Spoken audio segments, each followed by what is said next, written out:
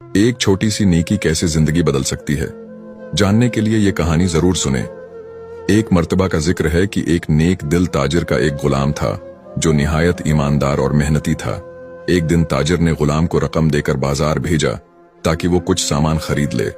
गुलाम बाजार गया, सामान खरीदा और बाकी रकम लेकर वापस आ गया। रास्ते में उसने देखा कि एक गरीब आदमी बौका बैठा है। गुलाम को इस पर रहम आ गया और उसने अपनी जेब से कुछ पैसे निकालकर इस गरीब को खाना खिलाया। जब वो मालिक के पास पहुंचा तो ताजिर ने उससे पूछा, क्या तुमने तमाम रकम वापस ले आई? गुलाम ने ईमानदारी से जवाब दिया, जी हां, लेकिन मैंने अपनी जेब से एक भूखे को खाना खिलाया। ताजिर बहुत खुश हुआ और कहा, जो कुछ तुमने अल्लाह की राह में दिया वो जाये नहीं होगा, बल्कि अल्लाह तुम्हें उसका कई गुना बदला देगा। चंद दिन बाद अचानक उस ताजिर का कारोबार पहले से ज्यादा तरक्की करने लगा। नफा बढ़ता गया और वो पहले से ज्यादा खुशहाल हो गया। वो समझ गया कि ये सब इस गुलाम की नेकी की बरकत से हुआ है।